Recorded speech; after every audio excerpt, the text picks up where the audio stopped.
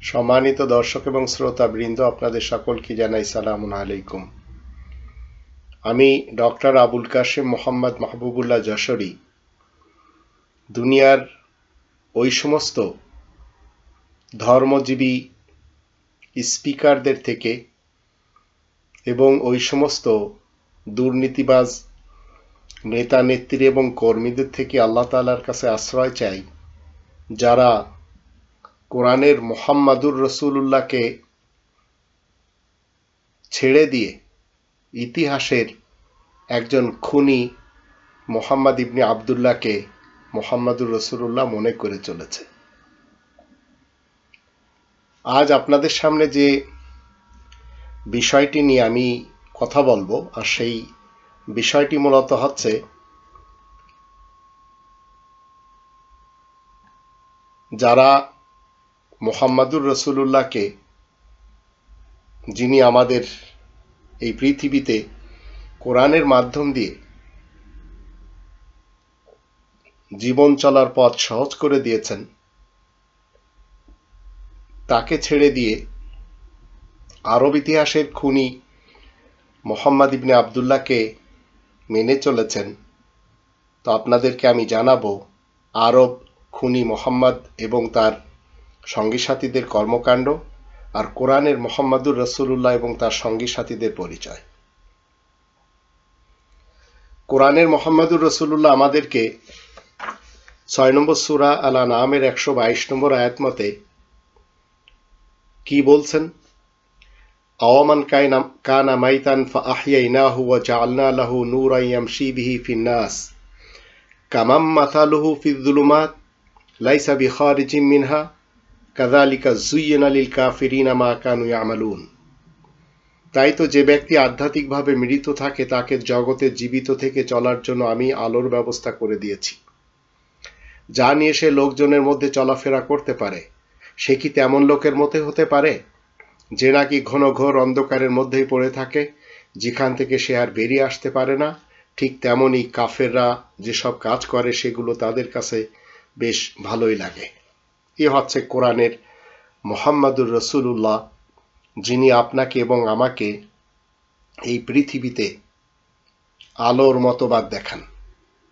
তাও 14 নম্বর সূরা ইব্রাহিমের প্রথম আয়াত মতে এই গ্রন্থের মাধ্যম দিয়ে লিতুখরিজান নাস মিনাজ-যুলুমাতি ইলান নূর, মানুষকে তিনি বের করে আনেন অন্ধকার মতবাদ থেকে আলোর মতবাদের দিকে। এর বিপরীত আরব ইতিহাসের খুনি মুহাম্মদ মানুষকে আলোর মতবাদ থেকে কোথায় নিয়ে যায়? অন্ধকার মতবাদের দিকে। 2 নম্বর সূরা আল বাকারার 257 আয়াত থেকে আমরা জানতে পারি, আর তিনি হচ্ছেন তাগুত প্রধান।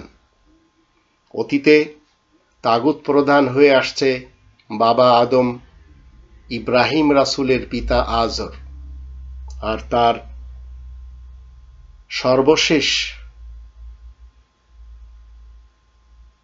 তাগুত প্রধান মুহাম্মদ ইবনে আবদুল্লাহ ইবনে আব্দুল মুত্তালিব বিন হাশিম এবং তার সঙ্গী সাথীরাও।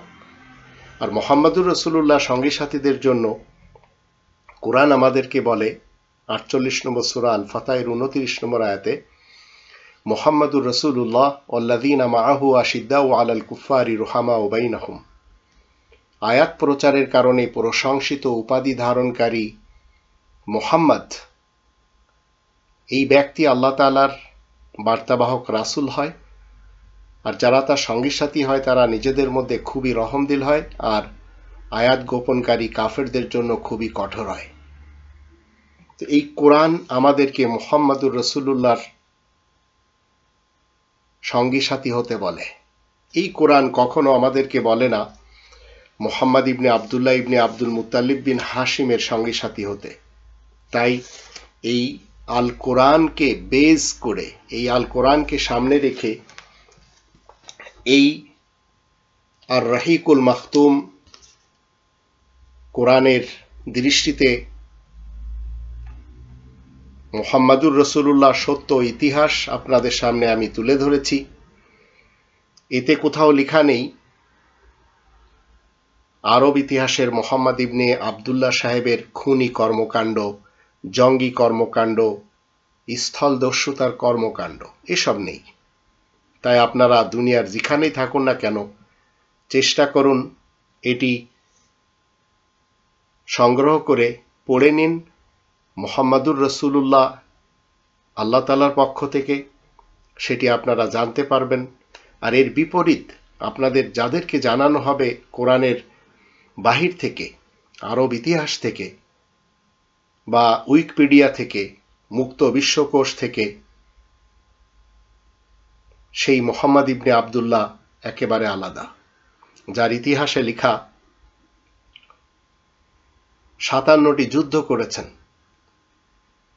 লুটপাটের যুদ্ধ, দস্যুগিরি। আবার তার অনুসারীরা 73টি ডাকাতের অনুষ্ঠান চালিয়েছে, অভিযান চালিয়েছে, যুদ্ধের অভিযান চালিয়েছে। আর সেই অভিযানগুলি যদি আপনি আমি শুনি, লোম শিউরে ওঠে, যেগুলি মুহাম্মাদুর রাসূলুল্লাহ কর্তৃক কখনো সত্যায়িত না। যেমন ধরুন, হামজা ইবনে আব্দুল মুত্তালিবের অভিযান রয়েছে, উবাইদ ইবনে আল হারিসের অভিযান রয়েছে, আল খাররার অভিযান রয়েছে, আবওয়া অভিযান রয়েছে, বোয়াত অভিযান রয়েছে, সাফওয়ান অভিযান রয়েছে। ঠিক একই কায়দায় উসাইরা অভিযান রয়েছে, নাখলা আক্রমণ রয়েছে, বদরের যুদ্ধ রয়েছে, আসমা বিনতে মারওয়ান হত্যা অভিযান রয়েছে, আবু আফার হত্যা রয়েছে, বানু কায়নকা আক্রমণ রয়েছে, সাতুর যুদ্ধ রয়েছে, আল কাদার আক্রমণ রয়েছে, কাব বিন আশরাফের হত্যার আক্রমণ, জুয়ামর অভিযান রয়েছে, বহরান অভিযান রয়েছে, আল কারাদা লুটপাট রয়েছে, ওহুদের যুদ্ধ রয়েছে, যেখানে মোহাম্মদ ইবনে আবদুল্লাহ সাহেবের দাঁত ভেঙে গিয়েছিল, আমরাউল আসাদ অভিযান রয়েছে, কাতান অভিযান রয়েছে, আবদুল্লাহ ইবনে উনাইস অভিযান রয়েছে, আল রাজি অভিযান রয়েছে, বনু নাদির অভিযান রয়েছে। এগুলি সব লুটপাটের অভিযান, মানুষ হত্যার অভিযান। বদর আল মাইদ অভিযান রয়েছে, জাত আল রিকা অভিযান রয়েছে বা জাতুর রিকা, জুমাত আল জান্ডাল বা জুমাতুল জান্দাল অভিযান রয়েছে, আল মুরাইসি অভিযান রয়েছে, খন্দকের যুদ্ধ রয়েছে, বনু কুরাইজা আক্রমণ রয়েছে, মোহাম্মদ ইবনে মাসলামার অভিযান রয়েছে, বনু লাইয়েন অভিযান রয়েছে, জু কারাদের অভিযান রয়েছে, উকাসা বিন মেহসান অভিযান রয়েছে, বনু সালাবার প্রথম আক্রমণ, দ্বিতীয় আক্রমণ, যায়েদ ইবনে হারিসের অভিযান প্রথম এবং দ্বিতীয়, ঠিক বনু সালাবার তৃতীয় আক্রমণ, যায়েদ ইবনে হারিসের আবার অভিযান, আব্দুর রহমান বিন আউফের অভিযান, ফিদাক অভিযান, ওয়াদি আল কুবরার দ্বিতীয় অভিযান, প্রথম অভিযান, কুরজ বিন জাবির আল ফিকির অভিযান, আবদুল্লাহ ইবনে রাওহা অভিযান, হুদাইবিয়া সন্ধি, ফিদাক বিজয়, খয়বারের যুদ্ধ, ওয়াদি আল কুররার তৃতীয় অভিযান, ওমর ইবনে আল খাত্তাবের অভিযান, আবু বকর সিদ্দিকের অভিযান,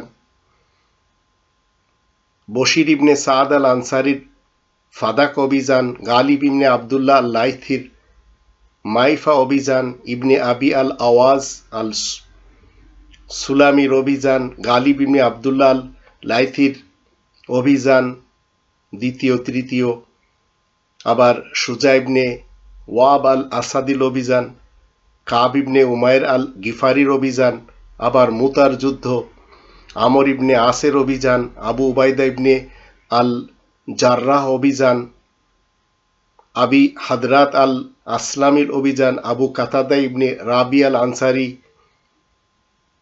খাদিরা অভিযান, আবু কাতাদা ইবনে রাবি আল আনসারি বায়তে ইথাম অভিযান। এইভাবে ফাইনালে হয়েছে তাদের মক্কা বিজয়। একটা 1971 সালে যে যুদ্ধ হয়েছে তাতে 30 লক্ষ মানুষ জয় বাংলা হয়েছে। এই জয় বাংলার অর্থ কিন্তু আপনারা অনেক স্পিকারদের কাছ থেকে শুনেছেন, যাদেরকে শেষ করে দেওয়া হয় এদেরকে জয় বাংলা বলা হচ্ছে এখন। আর এগুলি বিভিন্ন টক শো থেকে আমি জানতে পারছি। তো ঠিক একটি যুদ্ধ 1971-এর পূর্ব পাকিস্তান আর পশ্চিম পাকিস্তান মিলে কার সাথে? ভারতের সাথে। সেখানে 30 লক্ষ মানুষ জয় বাংলা হয়েছে। এই যে 57টি যুদ্ধে মোহাম্মদ সাহেব তার সঙ্গী সাথীদেরকে নিয়ে যে কাজগুলি করেছেন, তাতে কত লক্ষ মানুষ জয় বাংলা হতে পারে চিন্তা করুন। খালিদ ইবনে আল ওয়ালিদের নাখলা অভিযান সেটিও রয়েছে, আমর ইবনে আল আসের আক্রমণ রয়েছে, সাদ ইবনে জাইদ আল আশারির আক্রমণ রয়েছে, খালিদ ইবনে আল ওয়ালিদের অভিযান রয়েছে বনু জাজিমা, হুনাইনের যুদ্ধ রয়েছে, আত-তুফাইল ইবনে আমর আদ-দাইসিল অভিযান রয়েছে, আতাসের যুদ্ধ রয়েছে, আবু আমির আল আশারির যুদ্ধ রয়েছে, আবু মুসা আল আশারির যুদ্ধ রয়েছে, আবার তায়েফ দখলের একটি যুদ্ধ রয়েছে, ইয়ায়না বিনতে হিনসের অভিযান রয়েছে, কুতবা ইবনে আবিরের অভিযান রয়েছে, দাহাক বা দাইহাক আল কিলাবির অভিযান রয়েছে, আল কুম্মা বিন মুজাসসির অভিযান রয়েছে, আলী ইবনে আবি তালেবের অভিযান রয়েছে, উকাসা বিন মেহসানের অভিযান রয়েছে, তাবুকের যুদ্ধ রয়েছে, খালিদ ইবনে ওলিদের অভিযান জুম্মাতুল জান্দাল রয়েছে, আবু সুফিয়ান ইবনে হারবের অভিযান রয়েছে, মসজিদে আল জিরার ধ্বংস অভিযান রয়েছে, খালিদ ইবনে আল ওলিদের অভিযান রয়েছে, যেটা প্রথম এবং দ্বিতীয়। ঠিক একই কায়দায় সুরাদ ইবনে আবদুল্লাহ অভিযান রয়েছে, খালিদ ইবনে আল ওলিদের অভিযান রয়েছে নাজরানে, আলী ইবনে আবি তালেবের অভিযান রয়েছে, আলী ইবনে আবি তালেবের হামদান অভিযান রয়েছে, জুল খালাসা ধ্বংস অভিযান রয়েছে, উসামা বিন জায়েদের অভিযান রয়েছে। এখন এই সব কথাগুলি আমাদের দেশের অনেকেই বলেছে। ছোট ছোট ইতিহাস যখন আমরা দেখি, যেমন ধরুন আমাদের দেশে একজন নাস্তিকদের অনেকে গডফাদার বলেন, যার নেতৃত্বে অনেকেই নাস্তিক হয়ে যাচ্ছে, স্বঘোষিত একজন লেখক আরজ আলী মাতব্বার কিছু এমন গার্বেজ টাইপের বই লিখেছে যেগুলি নিজেই পড়াশোনা করে কি সেজেছে, একজন বৈজ্ঞানিক, একজন ইতিহাসবিদ, একজন দর্শন শাস্ত্রের গডফাদার হিসেবে। এই লোকটি তার মায়ের মৃত্যুতে, তার মা মারা গেলেন, সেই মায়ের একটি স্মৃতি জড়িয়ে রাখার জন্য, সেই স্মৃতি ধরে রাখার জন্য ফটো ওঠানোর ব্যাপারে তিনি সিদ্ধান্ত নেন। কিন্তু এই মোহাম্মদ ইবনে আবদুল্লাহ সাহেবের অন্য অনুসারীরা, ইনিও তার অনুসারী, সেই চরমোনাই শরীফের লোকেরা বাধা দিল এবং বলল ফটো উঠানো যাবে না, আর কোনোভাবে ফটো উঠালে আমরা তার মায়ের জানাজা পড়ব না। ঠিক এইভাবে আমাদের দেশে হুমায়ুন আজাদ, আবার আমাদের দেশে অনেক লোক এমনকি মসজিদের ইমামতি করে নাস্তিক হয়ে গেছে, হাফেজ, মাওলানা, মুফতি আব্দুল্লাহ আল মাসুদ, ঠিক একই কায়দায় আরো অনেকে। এরা সবাই আরব ইতিহাসের এই স্থলদস্যুর কিন্তু উম্মত। আর সেই আরব ইতিহাসের স্থলদস্যু যিনি এতটি যুদ্ধ করেছেন এবং তার সঙ্গী সাথীরা করেছে, এমনকি মানুষ খুন করতে দ্বিধা করেননি। আর সেই লোকটি এত বেশি মানুষ খুন করেছে যে মানুষকে একদিকে মুহাম্মাদুর রাসূলুল্লাহ জীবন প্রদান করতে চান, অন্যদিকে সেই মুহাম্মদ ইবনে আবদুল্লাহ ইবনে আব্দুল মুত্তালিব মানুষকে খুন করে সেই মানুষদেরকে দুনিয়া থেকে চিরবিদায় করে দিয়েছেন। এই লোকটি মূলত কোরআনের মুহাম্মাদুর রাসূলুল্লাহর একমাত্র শত্রু। কারণ মুহাম্মাদুর রাসূলুল্লাহ যখন যখন মানুষের সাথে কথা বলেন তখন তখন কোরআনের সাথে কথা বলেন। মানুষেরা অনেক কথা বলবে,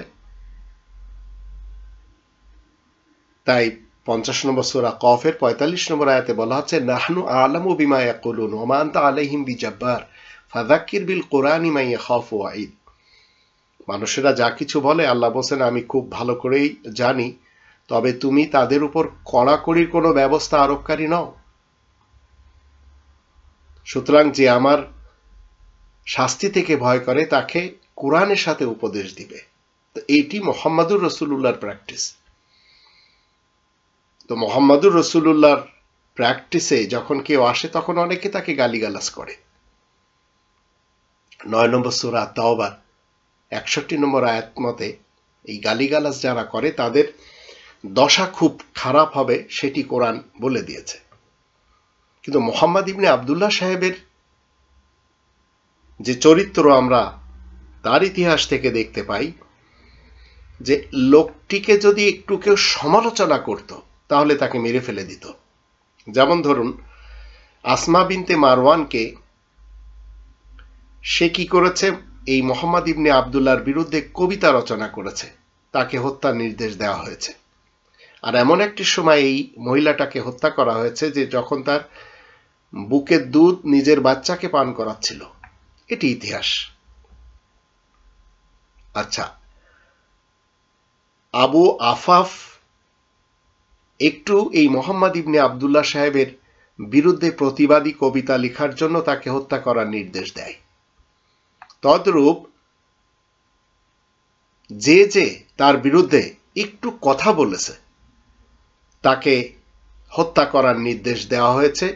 যেমন আল নাদির ইবনে আল হারিস, মোবারকপুরীর মতে বদর যুদ্ধের সময় আল নাদিরকে বন্দী করা হয়েছিল, তাই তিনি একটি কথা বলেছিলেন, কোরআনকে প্রাচীনদের কাহিনী হিসেবে উপহাস করেছিলেন, এর জন্য তাকে হত্যা করা হয়।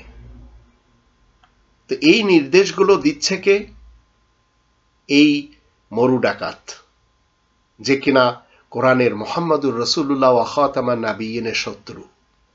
আবার এই লোকটি উকাবা বিন আবু মুআয়েদকে হত্যা করার জন্য কি বলে অর্ডার দিয়েছে। ঠিক তদ্রূপ কাব ইবনে আশরাফকে হত্যা করার নির্দেশ দিয়েছে। আর তার নির্দেশ পালন করবে না তার উম্মতের এমন কেউ তো বেঁচে থাকবে না যদি পালন না করে। তো কাব ইবনে আশরাফের এই ঘটনা যখন বুখারীতে আমি পড়েছি, তো আমি চিন্তা করতাম যে একজন লোকটি যদি ভালো মানুষ হতো তাহলে তো কখনো এটি সম্ভব ছিল না। আবার আবু রাফি ইবনে আবি আল হুকায়েককে হত্যা করার আদেশ দেওয়া হয়েছে। তার বাড়িতে গিয়ে তলোয়ার দিয়ে কুপিয়ে তাকে হত্যা করা হয়েছে। এই স্থলদস্যুর উম্মতেরা করেছে এই কাজটি। খালিদ ইবনে সুফিয়ানকে তলোয়ার দিয়ে হত্যা করা হয়েছে। এই হত্যার নির্দেশগুলি মূলত দিচ্ছে কে? মুহাম্মদ ইবনে আব্দুল্লাহ সাহেব। অথচ কোরআনের মুহাম্মাদুর রাসূলুল্লাহ আমাদের সকলকে 2 নম্বর সূরা আল বাকারার 84 এবং 85 আয়াত দুটির দৃষ্টিতে কি শিক্ষা দিচ্ছেন? মানুষকে খুন করা যাবে না, মানুষকে তাদের ঘর থেকে বের করে দেওয়া যাবে না। এটি হচ্ছে ইসলামের সবচেয়ে বড় বিউটি, যা মুহাম্মদ ইবনে আব্দুল্লাহ মানেনি। খালিদ ইবনে সুফিয়ানকে তলোয়ার দিয়ে হত্যা করার নির্দেশ দেওয়া হয়েছে। আবু আজ্জা আমর ইবনে আব্দুল্লাহ আল জুমাহিকে হত্যা করা হয়েছে, যদিও সে একজন যুদ্ধবন্দী ছিল। মুয়াবিয়া বিন আল মুগিরাকে হত্যা করার আদেশ দেওয়া হয়েছে। এইভাবে যখন তার ইতিহাস আমরা দেখি লোকটি মানুষ হত্যা করে আর চুরি ডাকাতি করে ছেঁচড়ামি করে জীবন কাটিয়েছে। এমনকি খাদিজার সাথে যখন সে বিবাহ করে তখন খ্রিস্টান হয়ে বিবাহ করে। এই সত্য কথাগুলি আপনাকে আমাকে তুলে ধরতে হবে, তাহলে মানুষ মোহাম্মদ ইবনে আবদুল্লাহ থেকে কিনারা হয়ে মোহাম্মদুর রসুল্লাহর দিকে আসবে। এখন যারা বলে খাদিজার সাথে যখন বিবাহ করেছে তখন মোহাম্মদের বয়স 25 বছর, খাদিজার বয়স 41 বছর, যদিও আগে 3 জায়গা থেকে তালাক খাওয়া। এখন খাদিজার যে চাচাতো ভাই ওয়ারাকা ইবনে নাওফাল, সে তো পাদ্রী, সেই তো বিবাহ পড়ায়ছে। তো মোহাম্মদের 14 গোষ্ঠী কিন্তু হিন্দু, মূর্তি পূজক। এখন এই মোহাম্মদ যতক্ষণ খ্রিস্টান না হচ্ছে ততক্ষণ খাদিজার সাথে বিবাহ ওয়ারাকা ইবনে নাওফাল কখনো করাবে? আর মুসলমান শিয়া সুন্নি সালাফি সমাজ তো বলেই চলেছে যে তার যখন 41 বছর, 40-এ সে নবুয়াতি পায়, আবার হীরা গুহাতে যে ধ্যান করে, যার সাথে ইসলামের আদৌ কোনো সম্পর্ক নেই। তো এই খুনি মোহাম্মদ, যে লোকটি শুধু মানুষই খুন করার হুকুম দিয়েছে, যেমন আল হারিস বিন সুবায়ত আল আনসারিকে তার ওই ধর্ম না মানার কারণে হত্যা করার নির্দেশ দিয়েছে। এমনকি সে হাদিস তৈরি করেছে, মাম বাদ্দালা দীনহু ফাকতুলুহু, যে দিন ইসলাম বদল দেবে তাকে হত্যা করতে হবে। তো মুসলমান শিয়া সুন্নি সালাফি সমাজ হাদিস তো কেউ মানে না। হাদিস মানলি তো তারা তাদের সেই মোহাম্মদ ইবনে আবদুল্লাহর 6 বছরের যে আয়েশার সাথে বিয়ের ইতিহাস, সেটি এরা আজ কি করত, এটি আমলে আনত। পৃথিবীর ইতিহাসে মুসলমান শিয়া সুন্নি সালাফিরা তাদের 6 বছরের কন্যা শিশুকে 51 থেকে 53 বছরের কোনো বুড়োর সাথে বিবাহ দেয় না। যদিও আমাদের দেশে কিছু কিছু মেয়েরা তারা টাকার লোভে বুড়োদের সাথে বিবাহ করে, যেমন রেলমন্ত্রী, যেমন আরো এখন যে স্ক্যান্ডাল চলছে, লালমনিরহাটের মেয়ে নরসিংদীর একজন বুড়ো মানুষ।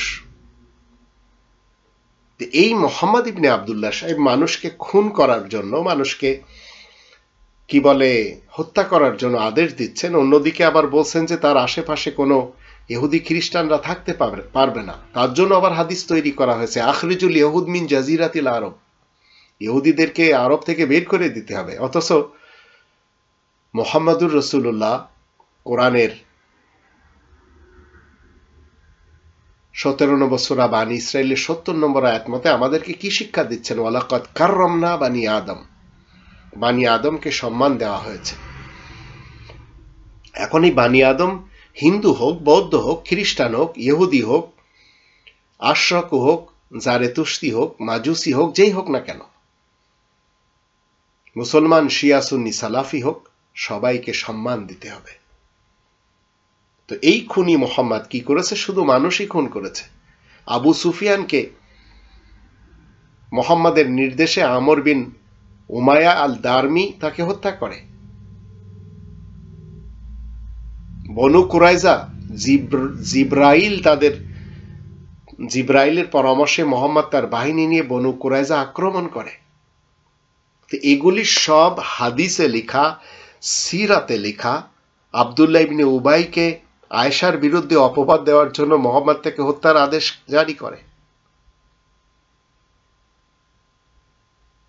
আল জুসাইর ইবনে রিজাম, মোহাম্মদের নির্দেশে তার অনুসারীরা আল জুসাইর ইবনে রিজামকে হত্যা করে।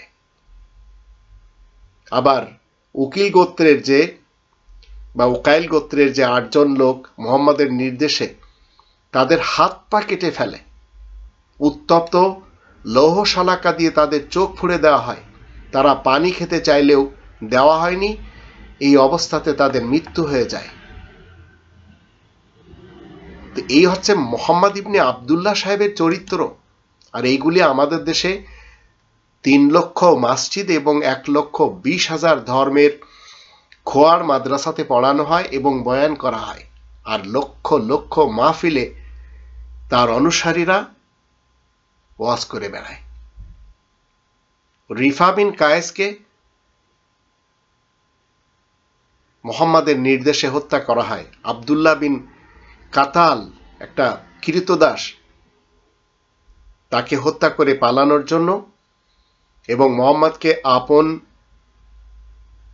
না ভেবে একটা অপমানজনক কবিতা শোনার জন্য তাকে হত্যা করার নির্দেশ দেয়। ফারতানা এই মহিলা আব্দুল্লাহ ইবনে কাতালের একজন ক্রীতদাসী। মোহাম্মদ ফারতানাকে হত্যা করার আদেশ দেন কারণ তিনি মোহাম্মদ সম্পর্কে ব্যঙ্গাত্মক গান লিখেছিলেন তাই। কুরাইবা তাকে হত্যা করা হয় শুধু একটি গান লেখার কারণে মোহাম্মদের বিরুদ্ধে। হুয়াইরিস ইবনে নাফিদ তাকে হত্যা করা হয়, তাও আলী যে হত্যা করে। মিকাস ইবনে সুবাবা তাকে হত্যা করা হয়। সারা মোহাম্মদ তাকে হত্যা করার আদেশ দেয়। হারিস ইবনে হিশাম তাকে হত্যা করার আদেশ দেয়। জুবাইর ইবনে আবি উমাইয়া তাকে হত্যা করার আদেশ দেয়। আল আসওয়াদ আল আনসি তাকে হত্যা করার আদেশ দেয়। এই হচ্ছে আরব ইতিহাসের মোহাম্মদ ইবনে আবদুল্লাহ সাহেবের কর্মকাণ্ড, যেগুলি মোহাম্মদুর রসুল্লাহ ওয়া খাতামান নাবিয়িনের অনুসারী হয়ে আমরা মানতে পারি না। মানুষকে খুন করা তো যাবেই না, মানুষকে ঘর থেকে বের করা যাবে না। একটি মানুষকে আপনি জয় বাংলা করবেন আর আল্লাহ সেটি সহ্য করবেন, এটি তো হতেই পারে না। এটি হচ্ছে কোনো মানুষকে জয় বাংলা করা যাবে না, হত্যা করা যাবে না, ঘর থেকে বের করা যাবে না। যারা করবে মনে রাখবেন তারা মুহাম্মাদুর রাসূলুল্লাহর শত্রু। হিন্দ বিনতে উতবা তাকেও, আবু সুফিয়ানের স্ত্রী, তাকেও হত্যা করা হয়। হুবাইরা তাকে হত্যা করা হয়। এগুলি সব ইতিহাসে এবং হাদিসে ভরপুর। আমর ইবনে জিহাস তাকেও হত্যা করা হয়। দুমারেক যে শাসক মোহাম্মদ খালিদ ইবনে ওয়ালিদকে দুমারের শাসক উকায়েদের নিকট প্রেরণ করা হয়, তারপরে তাকে আবার হত্যা করার আদেশ দেওয়া হয়। তো মোহাম্মদ ইবনে আবদুল্লাহ মুহাম্মাদুর রাসূলুল্লাহর একমাত্র শত্রু। আসলাম গোত্রের এক লোক মোহাম্মদের নির্দেশে এই লোকটিকে পাথর মেরে নির্দয়ভাবে হত্যা করা হয়। এইগুলি হাদিসে লেখা, এইগুলি ইতিহাসে লেখা। কিনানা ইবনে আল রাবি ইবনে আবু আল হুকায়েক তাকে মৃত্যুদণ্ড দেওয়া হয়। বাহিলা এবং বনু খাত্তাম এই যে অভিযান, সেখানে কি করা হয়, বিভিন্ন মূর্তি ছিল সেগুলো ভেঙে দিয়ে আবার সেখানে 100 জন পুরুষ এবং 200 জন বনু খাতামকে কি করা হয়, হত্যা করা হয়। তো এইগুলি যদি হাদিসে থাকে, তাহলে যারা আমাদের পার্শ্ববর্তী দেশে এই গরুর মাংস খাওয়ার কারণে জ্বলে পুড়ে মরছে, ওরা তো নারাজ হবেই। কারণ আমাদের দেশের লোক, তারা আজ তাদের অধীনস্থ হয়ে জীবন কাটাচ্ছে, আর প্রত্যেকটা মানুষ ছটপট করছে, ইসলাম খোঁজার জন্য কত চেষ্টা সাধনা করছে, কিন্তু ইসলাম খুঁজে পাচ্ছে না। আপনাকে আমাকে সত্য কথাগুলি বলতে হবে, সত্য তথ্যগুলি মানুষের সামনে তুলে ধরতে হবে। আমাদের দেশে বড় বড় মোহাম্মদ ইবনে আবদুল্লাহ সাহেবের উম্মত বক্তা হিসেবে এসেছেন, অনেকে চলেও গেছেন, কিন্তু সত্য তথ্যগুলি তুলে ধরেননি। যেমন ধরেন, সিলেট নিয়ে যদি দেলোয়ার হোসেন সাইদি সাহেব সত্য তথ্য দিতে পারতেন যে দেলোয়ার হোসেন সাইদি সাহেব 40-এর উপরে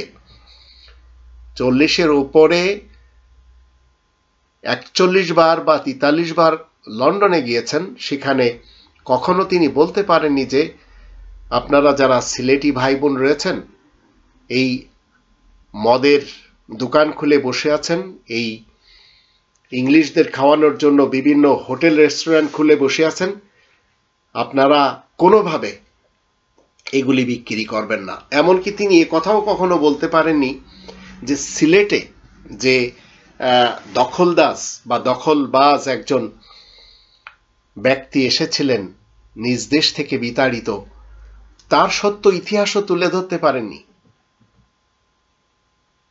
তা আপনি যদি আজ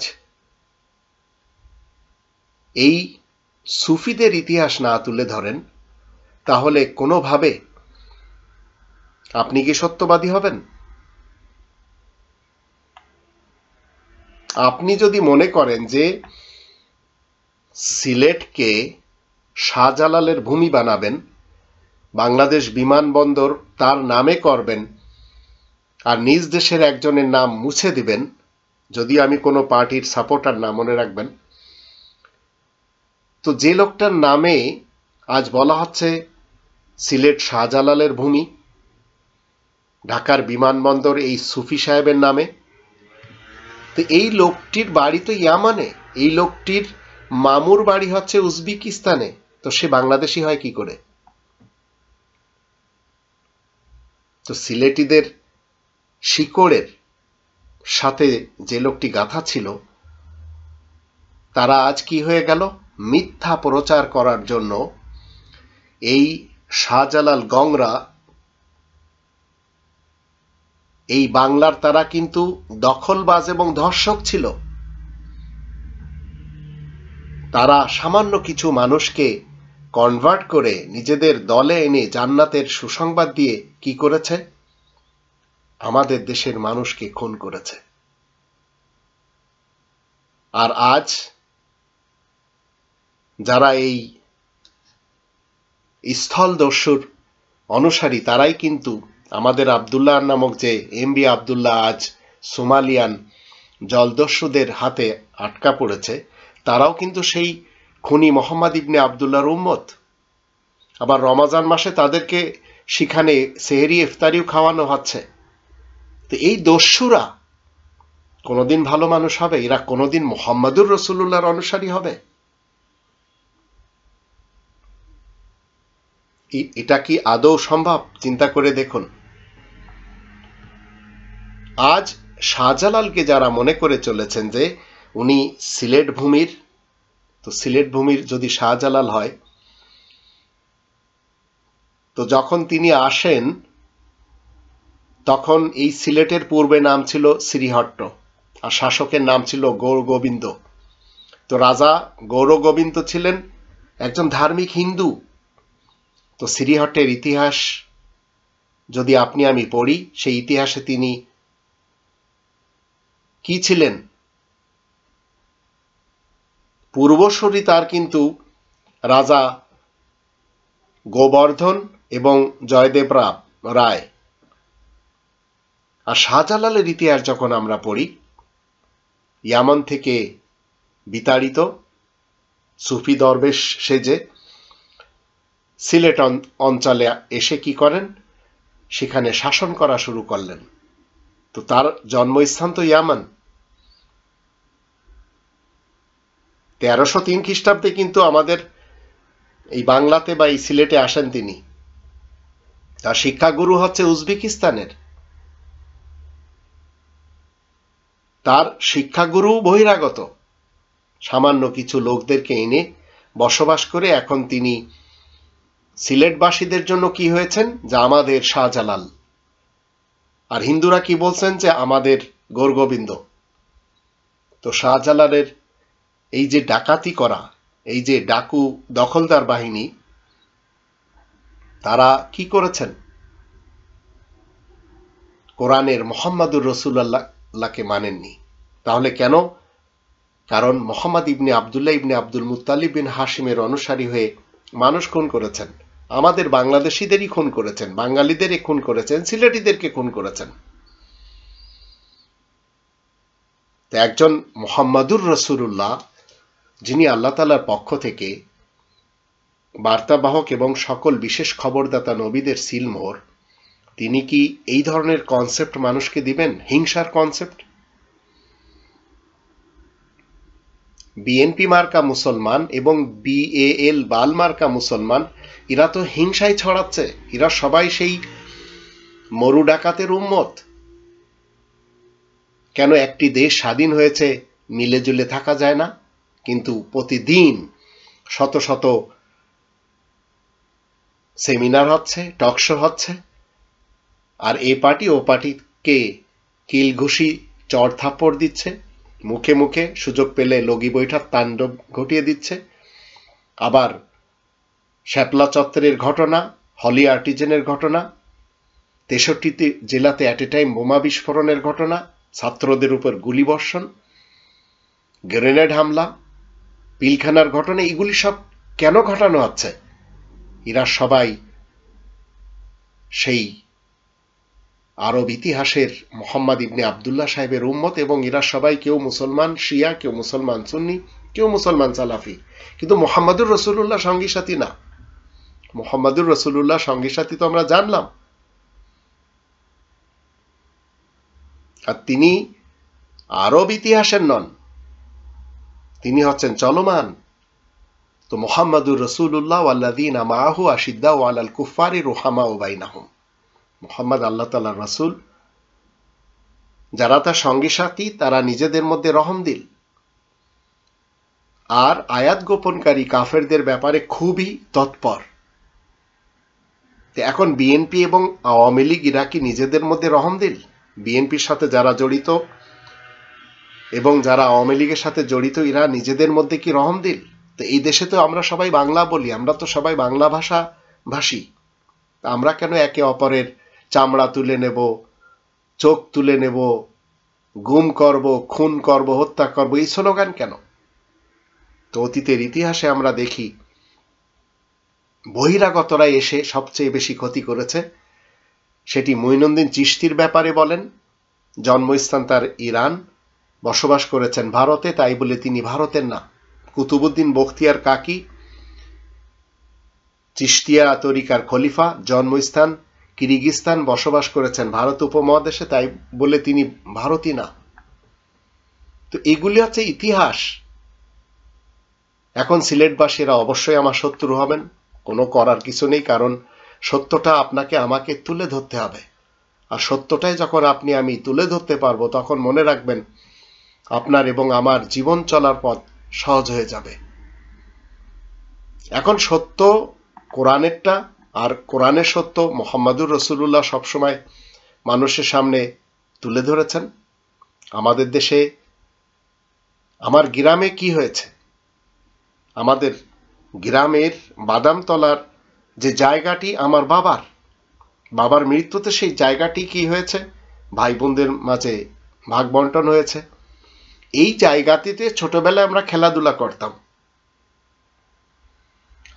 আমি আমার উদাহরণ এই জন্য দিচ্ছি, আপনারা আপনাদের উদাহরণগুলি যখন এলাকা বেসিস দেখে নেবেন তখন বুঝতে পারবেন যে একজন মুহাম্মাদের, এই খুনি মুহাম্মাদের উম্মত, ধর্মজীবী, বক্তা, স্পিকার, পীর, হুজুর যখন নিজ এলাকাতে ধর্মের মোহাম্মদী শালা খোলে, ধর্মশালা খোলে, ধর্মের খোয়ার খোলে, মাদ্রাসা খোলে, তখন তার বিরুদ্ধে একটু কথা বললে কি হয়, এই ধর্মজীবীদের পক্ষতে ইদানিংকালে ধর্ম অবমাননা যে ট্যাগ লাগানোর একটা কৌশল, সেটি আপনারা সবাই আমার উদাহরণ থেকে বুঝতে পারবেন। তো এই বাদামতলাতে কি হতো, ছোটবেলায় আমরা খেলা করতাম, এই খেলা অনেক প্রকারের জায়গা গ্রামে খেলা হয়। আমার বাবার মৃত্যুর পর জমি ভাগবাটোয়ারা হয়ে গেল, সেই জমিতে কি হলো, এখন একটি মাদ্রাসা তৈরি করা হলো, মাদ্রাসা, মহিলা মাদ্রাসা। তো মহিলা মাদ্রাসা তৈরি হলো, কি হবে সেখানে, কোরআন পড়ানো হবে, নিশ্চয় সেটিই করা হবে। কিন্তু এলাকাবাসী কি দেখলো, সেখানে নারীদের মাদ্রাসাতে, মহিলাদের মাদ্রাসাতে পুরুষ রাখা হলো। এই পুরুষ হুজুর সেখানে গন্ডগোল বাঁধালো, একটি মেয়ের সাথে সেখানে অনেক সমস্যা, যা সব জায়গায় হচ্ছে, কোথাও বলৎকার হচ্ছে, কোথাও ধর্ষণ হচ্ছে, কোথাও আবার কি বলে ধর্ষণ করে মেরে ফেলা দেওয়া হচ্ছে। এগুলি কিন্তু সব এই ধর্মশালাতে হচ্ছে। করছে কারা? সে আরব ইতিহাসের সেই মরু ডাকাত তার উম্মতেরা, মুহাম্মাদুর রাসূলুল্লাহর অনুসারীরা করছে না। এটি সবসময় মনে রাখবেন। আর আপনার এলাকাতে যখন এই ধরনের ঘটনা ঘটবে, যেটি আমার সাথে আমার এলাকাতে ঘটছে, এরা আপনাকে কি করবে?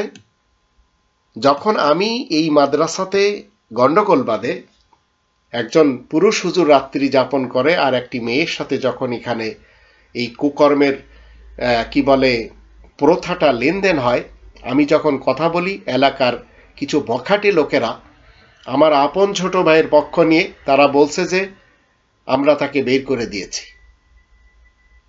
তো এখন আমি যখন বলেছি যে আমার বাবার নামে এই ধরনের মাদ্রাসা চলবে না, যেখানে মেয়েরা পড়াশোনা করবে আর পুরুষ মাদ্রাসাতে ঢুকবে, এমনকি আমার নিজের ভাইও ঢুকবে, সেটিও এলাকার অনেকে চায় না। তো এই কথাগুলি যখন বলা হচ্ছে, তখন আমার ভাই আমার বিরুদ্ধে অপপ্রচার কি করছে যে এ তো নাস্তিক হয়ে গেছে, এ তো মুরতাদ হয়ে গেছে, এ তো রাসূলুল্লাহকে মানে না, এ তো খ্রিস্টান হয়ে গেছে। যখন স্থানকাল পাত্র হিসেবে তাদের বোল পাল্টে যাচ্ছে। তো এইভাবে কি হয়, ঝগড়া হয়ে যায়। আপনার এলাকাতে যদি মনে করেন একটি কমিউনিটি সেন্টার আপনাদের রয়েছে, একটি শিল্পকলা একাডেমি রয়েছে, চারুকলা প্রতিষ্ঠান রয়েছে, যার আশেপাশে কোনো মাদ্রাসা নেই, এই ধর্মজীবীরা এসে যখন ধর্মের খোয়ার খুলবে আর যখন আপনারা আপনাদের কর্মকাণ্ড করবেন, তখন দেখবেন এরা কি বলবে যে এই মসজিদ বা এই মাদ্রাসা যারা গড়ে তুলেছে, এদেরকে যখন আপনি কোনো বাধা প্রদান করবেন, সঙ্গে সঙ্গে এরা বলবে যে এই লোকগুলি মুরতাদ, এই লোকগুলি নাস্তিক, এই লোকগুলি কাফের, আর এই লোকগুলি মসজিদ এবং মাদ্রাসার বিরুদ্ধে কথা বলে। তো এইভাবে আপনাকে আমাকে ট্যাগ লাগাবে। আমাদের দেশের অধিকাংশ এই ধর্মের মাদ্রাসা, ধর্মের খোয়ার, দেখবেন রেল লাইনের জায়গা কবজা করে, চরের জায়গা কবজা করে, অথবা বিভিন্ন এমন লোকদের জায়গা যার মালিক সূত্রে কি বলে পরিচয় নেই, সেইগুলি কবজা করে তারা মাদ্রাসা মসজিদ স্থাপন করে। আপনি যখন সেটি নিয়ে কথা বলবেন, তখন তারা নিয়ে আসবে তৌহিদি জনতা, এনে আপনার 12টা বাজিয়ে দিবে। তো এইভাবে চলছে আমাদের দেশে, যেখানে 95% মুসলমান শিয়া সুন্নি সালাফি, এরা নিজেরা একে অপরের সাথে কোনো ধরনের কি করছে না, সম্প্রীতি দেখাতে পারছে না, এমনকি একে অপরের সাথে লেগেই আছে। আর এই ফিরকার মসজিদ আর ফিরকার মাদ্রাসা তৈরি করে করে আমাদের দেশটি ভরে দিয়েছে। আর যখন আপনি এদের নিয়ে মুহাম্মাদুর রাসূলুল্লাহর কথা বলবেন, তখন এরা আর সেগুলি মানবে না। তো আমি যখন একটি ভিডিও করে দিয়েছি যে ফিরকার মসজিদ এবং মাদ্রাসায় কোনোভাবে দান করা যাবে না। যদি আপনার কারণে একটি মাদ্রাসা থেকে এমন একটি সন্তান বের হয় যে সন্তানটি এক তো বলাৎকার করা শিখেছে, ধর্ষণ করা শিখেছে, অথবা একটি ফিরকাকে প্রমোট করবে, তাহলে মনে রাখবেন আপনার এই কালে ক্ষতি হবে, পরকালেও ক্ষতি হবে। তো এদেরকে বলা হয় মসজিদে জিরার। আর এই মসজিদে জিরারের অনুসারী যারা, তারাই মূলত আজ পৃথিবীতে কি করে চলেছে, এই ফিরকার মসজিদ, ফিরকার কি বলে আপনার মাদ্রাসা তৈরি করে বসে আছে। তো কেউ দেওবন্দি ফিরকার, কেউ বেরেলভি ফিরকার, কেউ সুন্নি মুসলমান, কেউ শিয়া ইমামি মুসলমান, কেউ সালাফি আহলে হাদিস মুসলমান, এদের সবার ধর্মের খোয়ার আলাদা আলাদা। আবার এই মৌলবীগুলো যখন এই বক্তা হুজুরদের আমরা দেখি, এরা আবার কেউ গান গায়, এরা কেউ রকেটে চড়ে, এরা কেউ সুর দিয়ে কথা বলে, এরা কেউ একে অপরের নিন্দাবাদ করে। তো এরা মূলত সবাই হচ্ছে আরব ইতিহাসের মোহাম্মদ ইবনে আবদুল্লাহ ইবনে আব্দুল মুত্তালিব বিন হাশিমের অনুসারী এবং তার উম্মত। এরা কেউ মুহাম্মাদুর রাসূলুল্লাহ ওয়া খাতামান নাবিয়িনকে মানে না। মুহাম্মাদুর রাসূলুল্লাহর এই যে কোরআনী ইতিহাস যখন আপনি পড়বেন, তখন আপনি দেখবেন মুহাম্মাদুর রাসূলুল্লাহ কোরআনের বাহিরে তিনি কোনো কথা বলতে পারেন না, তিনি কোনো বিধান দিতে পারেন না। তিনি আল্লাহ তাআলার বিধানের একমাত্র প্রবর্তক। তিনি কোনো হাদিস বলতে পারেন না, তিনি কোনো ফিকা এবং উসুল আলাদাভাবে দিতে পারেন না। তিনি কি দিবেন? ফাযাক্কির বিল কোরআন, কোরআনের সাথে উপদেশ। তো আজ যদি আপনি আমি মনে করি যে 5 দশকের বাংলাদেশ, এখানে যারা বিএনপি মার্কা মুসলমান রয়েছে, বিএএল মার্কা মুসলমান রয়েছে, এদের কৃতিত্ব আমরা কি দেখতে পাই? বাঁচার মতো বাঁচতে এরা শিক্ষা দেয়নি, এরা মরার মতো বাঁচা শিক্ষা দিয়েছে। বাংলাদেশের প্রধানমন্ত্রীদের শাসনামলে যে শ্রেষ্ঠ অর্জন বা শ্রেষ্ঠ অবদান বা শ্রেষ্ঠ উন্নয়ন, সেটি কি জানেন? ওনারা বাঙালি জাতিকে শেখাতে পেরেছেন কিভাবে মরার মতো বাঁচতে হয়। একটি জাতির জন্য এর চেয়ে বড় উন্নয়ন আর কি হতে পারে? নিঃসন্দেহে এই নজিরবিহীন কৃতিত্ব 2 দলের প্রধানমন্ত্রীদের ইতিহাস থেকে আমরা খুঁজে পাচ্ছি। এরা কি দিচ্ছে? এরা আমাদেরকে যত সব মিথ্যা তথ্য দিচ্ছে, এরা আমাদেরকে হিংসুক বানাচ্ছে। যেমন ভারতের ইতিহাস যদি আমরা দেখি, তো আজ মিস্টার নরেন্দ্র মোদী সাহেব কি শিক্ষা দিচ্ছেন? বজরং বলি বলেন বা আরএসএস বলেন, এরা সবাই গুড়িয়ে দিতে চাচ্ছে সেই মুসলমানদের বানানো সেই স্থাপত্যগুলি। কেন? তারা তো বানাতে পারবে না। যেমন ধরুন তাজমহল, যেমন ধরুন কুতুব মিনার, যেমন ধরুন লাল কেল্লা, যেমন ধরুন পুরাতন কিল্লা, যেমন ধরুন চার মিনার। তা এখন এগুলি সব মুসলমানদের বানানো পুরাতন কিল্লা।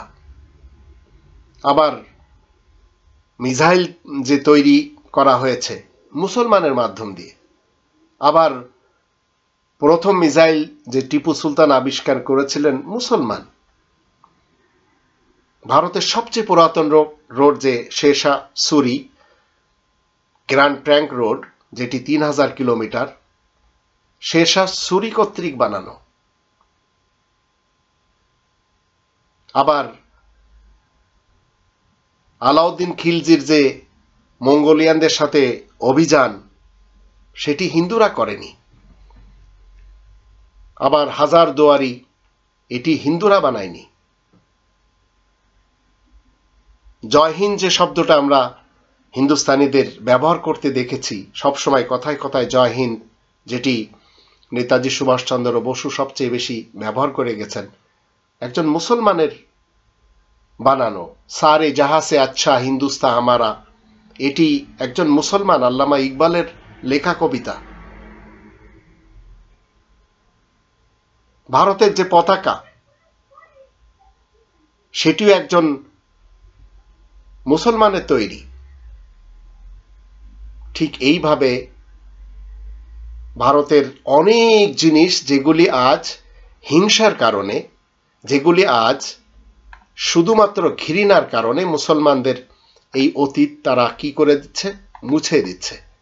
তো ইসলাম আপনাকে আমাকে কখনো তো এই কথাগুলি শিক্ষা দেয় না। মুহাম্মদুর রাসূলুল্লাহ তো মানুষকে মারার কথা বাদই দেন, মানুষকে নিজেদের ঘর থেকে বের করার স্বপ্নটাও কখনো দেয় না। তো মুহাম্মদুর রাসূলুল্লাহকে যখন আপনি মেনে চলবেন, তখন আপনি বুঝতে পারবেন যে ইসলাম কি জিনিস, আর মুহাম্মদ ইবনে আব্দুল্লাহর ইতিহাস আমাদেরকে কি শিক্ষা দিয়ে চলেছে, যে এই পৃথিবীতে কি করতে হবে? মারামারি, কাটাকাটি, রাহাজানি। আবার আমাদের এখন যে সমস্ত হুজুররা বক্তৃতা দান করে চলেছে যে ঈসা রাসূল এসে পৃথিবী ঠিক করবেন, মুহাম্মদুর রাসূলুল্লাহ সেই কথা আমাদেরকে বলছেন না। আবার হুজুররা কি বলছেন? দাজ্জাল আসবে, মুহাম্মদুর রাসূলুল্লাহ সেই কথা বলছেন না। আবার তারা বলছে ইমাম মেহেদী এসে পৃথিবী ঠিক করবেন, মুহাম্মদুর রাসূলুল্লাহ আমাদেরকে বলছেন না। আবার হিন্দুস্তানের যুদ্ধ হবে, কোটি কোটি লোক মারা যাবে, মুহাম্মদুর রাসূলুল্লাহ বলছেন না। এইগুলি সব মুহাম্মদ ইবনে আব্দুল্লাহ সাহেবের ইতিহাস থেকে আমরা পাচ্ছি। আর এইগুলি আমাদের মাথার মধ্যে এমনভাবে মগজ ধুলাই করে প্রবেশ করানো হয়েছে যে আপনি এবং আমি কুল কিনারা পাচ্ছি না, কোন দিকে যাব। তো সোমালিয়ায় আমাদের যে জাহাজ জলদস্যুরা নিয়েছে, তারা সবাই সেই স্থলদস্যুর উম্মত। এটি তাদের দৃষ্টিতে সুন্নতি কাজ। আপনি যদি মুহাম্মাদুর রাসূলুল্লাহ ওয়া খাতামান নাবিয়িনকে মেনে চলেন, মুহাম্মাদুর রাসূলুল্লাহর এই